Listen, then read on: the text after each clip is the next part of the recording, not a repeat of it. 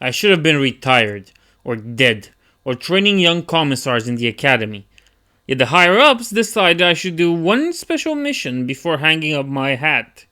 I am to take command of a group of ogryns and lead them into battle against the traitor governor. I have never had to deal with ogryns before, so at first I was enthusiastic after I heard how good they are in battles. But meeting them was a different beast. I've had to deal with orcs, tyrannids, eldars, and heretic traitors before, but all those experiences pale in comparison with seeing the ogryns act outside of battle. They are considered human by many, but in truth I see them only as pale orcs, big, strong, and dumb as a brick.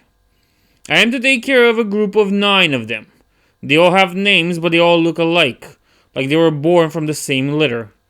Which begs the question, I have never heard of any female Ogryn.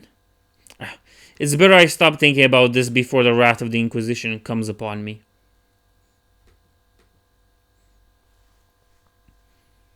They burp and they fart and they shout, like orcs with pale skin. Yet I learned an important lesson. They do not respond to fear. One sub-officer tried to chastise them for how they act. The simple-minded Ogryns punched him, breaking his ribs and almost killing him. The normal guardsmen would tremble in fear. The Ogryns seemed to not possess that feeling. One thing amused me in this altercation. It was the Ogryn telling the sub-officer that they listened to the boss with a funny hat.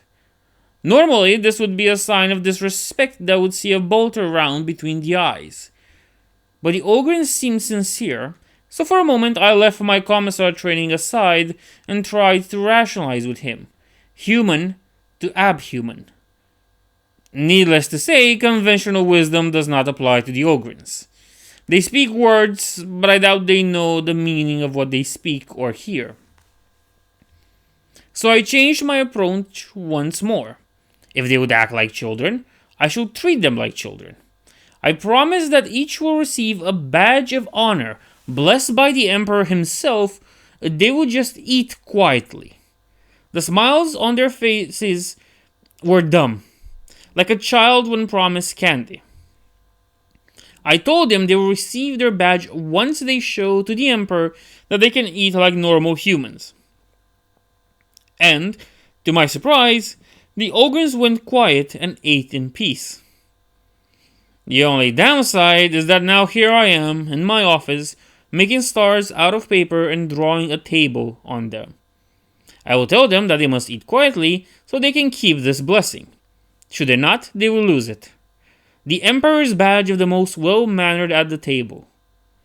Emperor have mercy, I hope this final mission ends quick.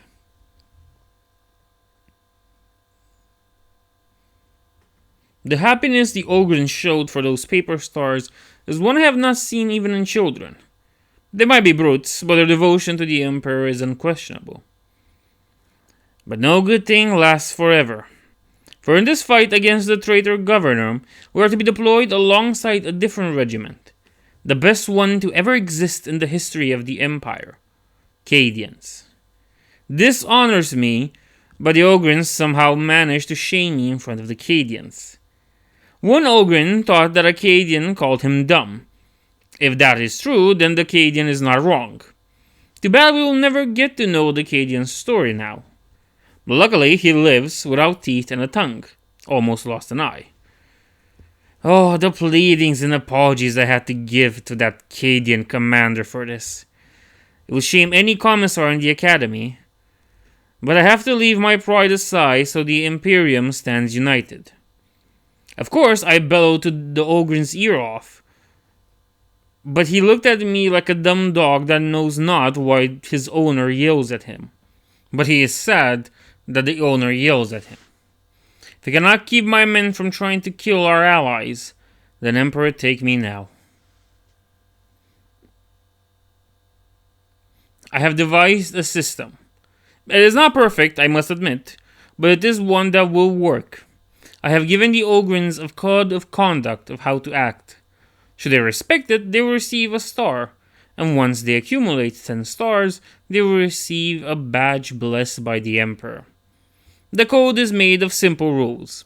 No killing friends and allies, no farting at the table, no playing with your guns, etc. Normal rules for guardsmen, but with honors added for the ogryns. If we would give a guardsman an honor every time he acted like a human, one lowly guardsman would have more honors and badges than a Space Marine chapter master. Take into consideration how they act like children, you would think this plan is perfect, and I did hope so myself. Except that the ogryns keep looking for me to tell me how they respected the code. They didn't play with their guns loaded. They didn't leave any guardsmen without teeth this time. They didn't punch a hole in the walls for fun. One of them came at me to tell me that he deserves a star for being able to eat a boat. I do not understand how or why he did that. And to be frank, I wish to never know. I will lock my door and hope that the Emperor takes me in my sleep before the ogryns break it down to tell me they've managed to use the latrine properly.